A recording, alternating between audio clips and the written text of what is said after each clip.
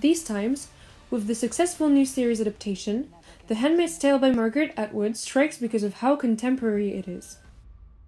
However, it was only published in 1985. 1985.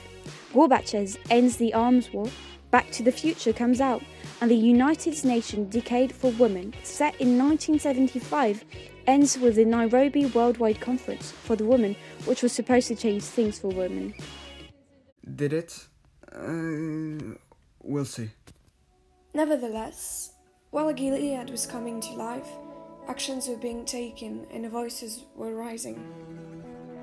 Atwood has been inspired by feminist history and has inspired movements even nowadays. This documentary intends to cover with anything but completeness almost 60 years of women's struggle. This is a journey through the Handmaid's waves.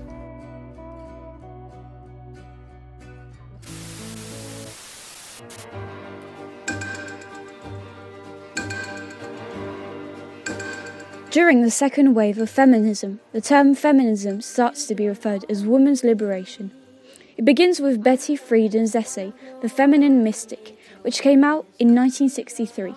It rails against a problem that has no name, the systemic sexism that taught women that their place was in the home and that if they were unhappy as housewives, it was only because they were broken and perverse. Another important part of the starting point of this feminist wave is a 1963 report from the Committee on the Status of Women, which was led by the First Lady Eleanor Roosevelt. The committee found that women were not being treated equally in the workplace and recommended mandatory fair hiring and pay, maternity leave for mothers, and affordable childcare. Based on this recommendation, the Equal Pay Act was passed by Congress on June 10, 1963. Making it illegal to pay women less for doing the same jobs as men. The second wave also worked on getting women the right to hold credit cards under their own names and to apply for mortgages.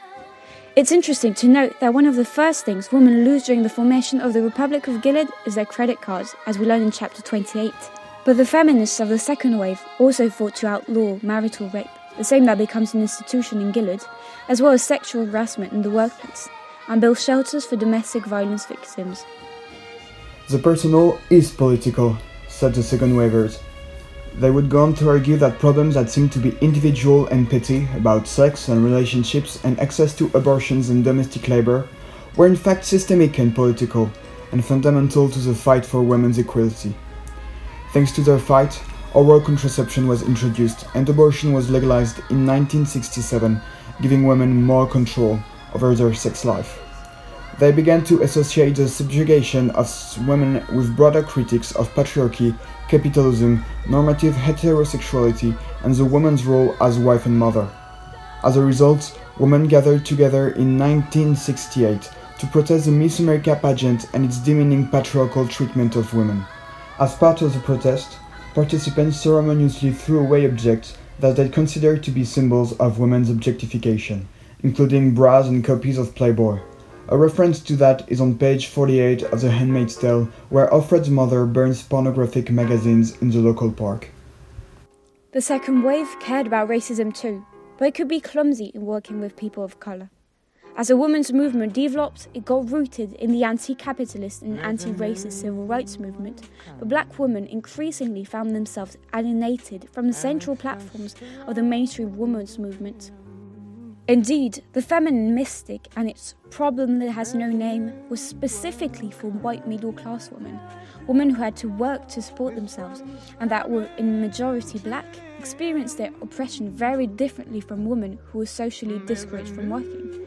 In the TV show adaptation of the novel The Handmaid's Tale, Alfred's best friend Maura is a black woman. However, Atwood never mentions the black woman's situation in the book, and we don't even know if Maura is a person of colour or not, as if the question of racial discrimination wasn't even a problem.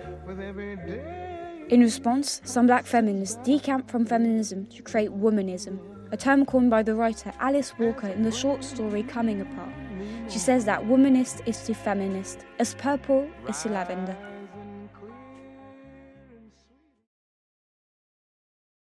Additionally, second-wave feminism was plenty radical enough to scare people, hence the myth of the bra burners.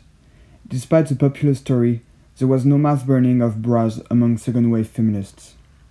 So, in the 80s, the comfortable conservatism of the Reagan era managed to successfully position second-wave feminists as humorless, hairy-legged shrews who cared only about small and selfish problems like bras instead of real and bigger problems. That image of feminists as angry, man-hating and lonely would become canonical as the second wave began to lose its momentum, and it continues to haunt the way we talk about feminism today. It would also become foundational to the way the third wave would position itself as it emerged.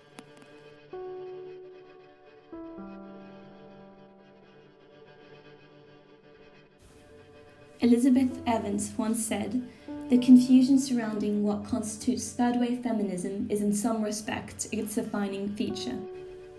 The third wave of feminism was founded in the mid-90s, right as The Handmaid's Tale was being written.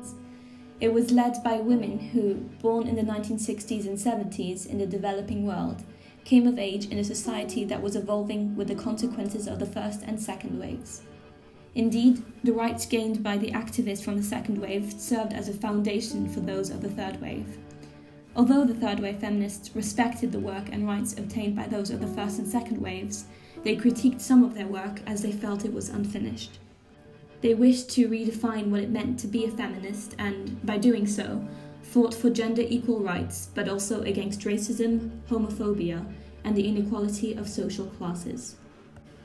The third wave was in part founded by Rebecca Walker, who, born in 1969, is a feminist activist and writer.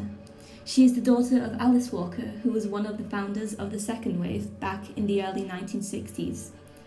Rebecca Walker has admitted that she had a difficult childhood and relationship with her mother due to her activism in the second wave. There is here an important parallel mentioned in The Handmaid's Tale, where the protagonist is shown remembering feminist protests that her mother was a part of, illustrating that the women constituting the third wave are quite literally the daughters of the second wave. The third wave is believed to have started in the early 1990s with the creation of the underground feminist punk movement entitled Riot Girl. The music that was created through it, a mix of punk and rock, combined messages about feminism and politics and addressed themes such as sexuality, rape, domestic abuse, patriarchy and racism. There is a triple R in Riot Girl to reclaim the world girl for women. The most famous music groups that emerged through this movement are Bratmobile, Bikini Kill and Jack Off Jill. Atwood herself insists heavily on sexual liberty and birth control in her novel, where in an extreme extent fertile women are used as mobile womb, like useful properties in Gilead.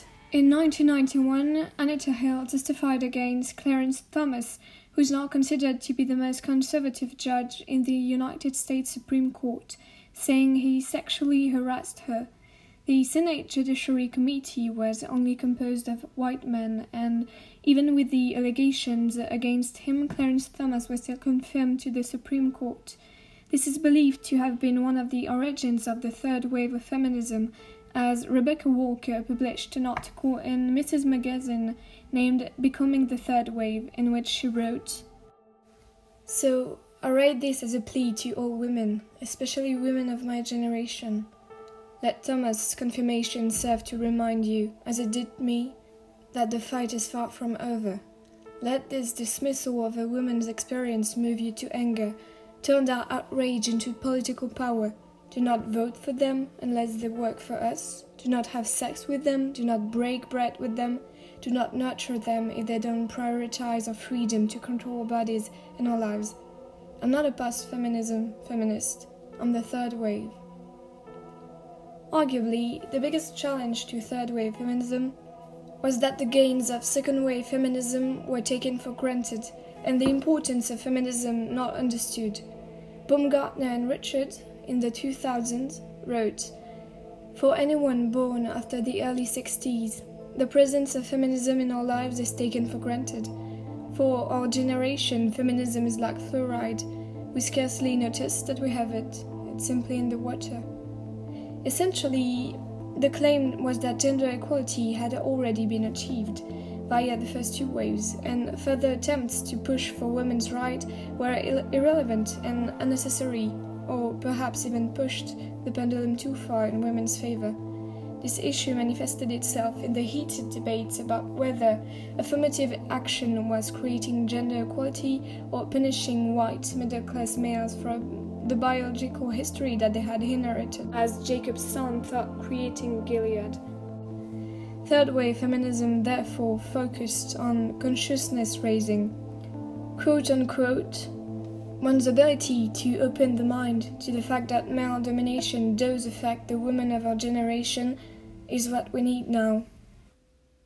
The third and fourth wave of feminism share many of their defining features, being led by women with the same ideas and mentalities. However, the values of the fourth wave, created in 2012, are being shared by different means and especially through social media.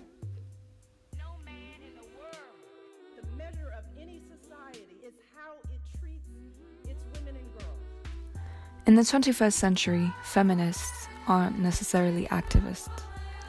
Women don't have to say they're feminists, they simply have to live, do what they want, and they'll be called feminists. The meaning of feminism has come back to its original term.